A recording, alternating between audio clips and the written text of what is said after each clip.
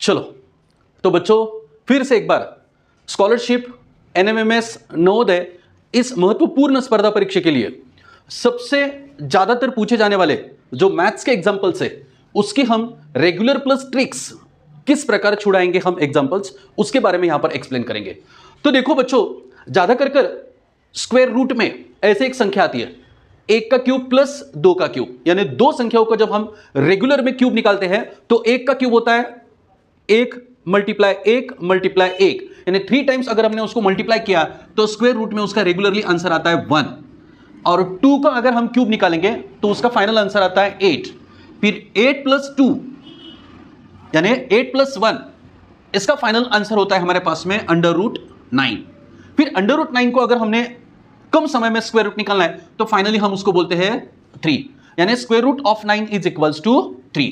इस प्रकार हम रेगुलर मेथड में उसका फाइनल आंसर निकाल लेते हैं। बट इसके लिए बच्चों टाइम हमको ज्यादा कंज्यूम हो रहा है, अगर हमको कम समय में निकालना है तो इसकी एक सिंपल ट्रिक्स मैं आपके सामने पेश कर रहा हूं बेटा। 1 का क्यूब प्लस 2 का क्यूब, इसके लिए सिंपल मेथड करना है आपको 1 प्लस 2 इज इक्वल्स टू 3।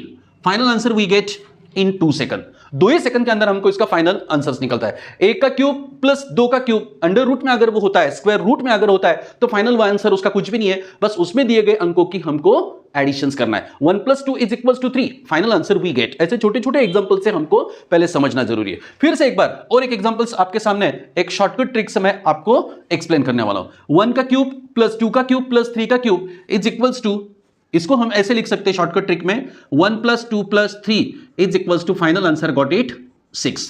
तो इसी प्रकार हम शॉर्टकट ट्रिक से कोई भी संख्या का क्यूब अगर स्क्वायर रूट में दिया जाता है तो कुछ ही सेकंड के अंदर हम उसका फाइनल आंसर निकाल सकते हैं। जैसे कि 1 का क्यूब हमने रेगुलर मेथड में 1, 2 का क्यूब होता है 8 और 3 का क्यूब होता है 9, 27।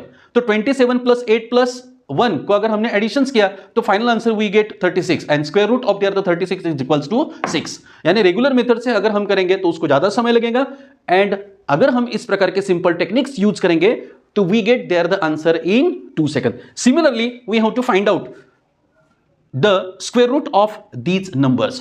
1 cube plus 2 cube plus 3 cube plus so and so plus 10 raised to power 3. ऐसे 10 नंबर का अगर हमको क्यूब निकालना है तो सिंपल वही टेक्निक्स 1 से लेकर 10 तक की संख्याओं का हमको एडिशंस करना है। 1 2 3 4 5 ऐसे सभी संख्याओं का एडिशंस करना है और फाइनल आंसर वी गेट 1 से लेकर 10 संख्याओं की अगर हमने एडिशंस किया तो फाइनल आंसर वी गेट 55।